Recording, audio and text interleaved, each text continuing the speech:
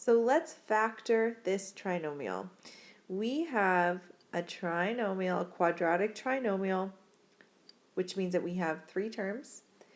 We notice that the leading coefficient is not 1, so we have to use the method of decomposition.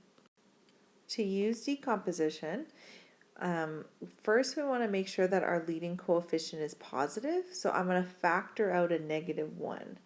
So that's going to be my first step. I'm going to take out a -1, so I'm left with 2x squared minus 7x plus 5.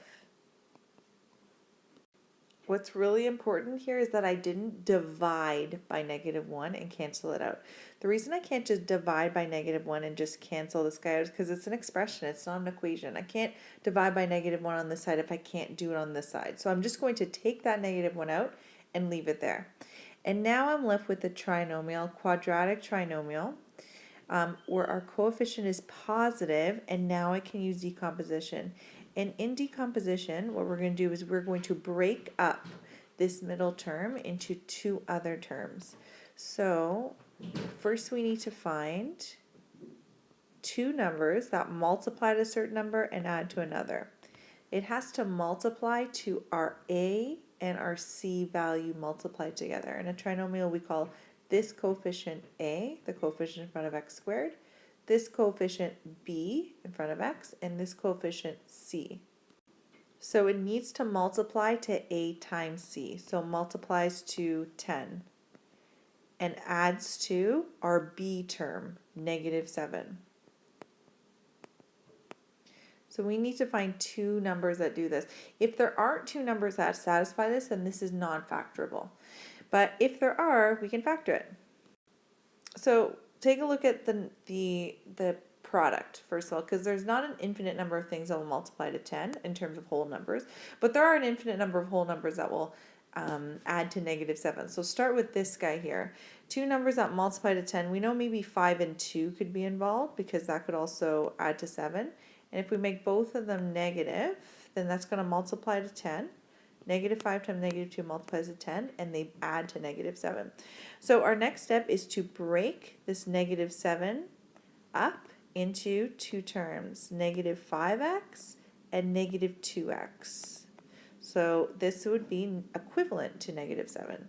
So we're taking these two, we're putting them here. So we're going to rewrite this as negative, then we have 2x squared, and then we're going to break up that -7 into minus 5x minus 2x plus 5.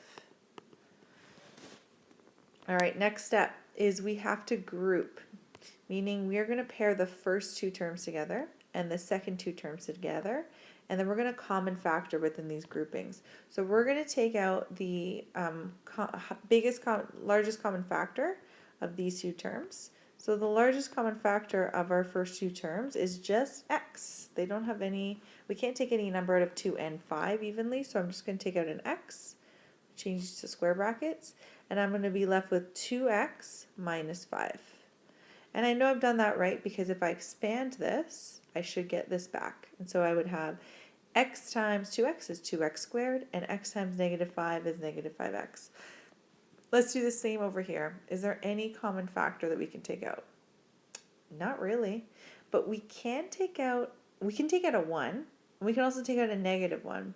We always want our leading term in our bracket to be positive because we need it to match this guy here. So if I see that it's negative, I'm going to not just take out a 1, I'm going to take out a -1. And then I'm going to be left with positive 2x minus 5. And then now that we've done that, magic has happened. Now our two new terms have something in common, which is this binomial. This will always happen if we factored it correctly. So what I'm going to do last is common factor. I'm going to common factor between these two terms. This is one big term. It's connected by multiplication. This is one big term connected by multiplication. And what do they have in common? They have in common 2x minus 5. So here is our negative. I'm bringing that down. Common factor the 2x minus 5.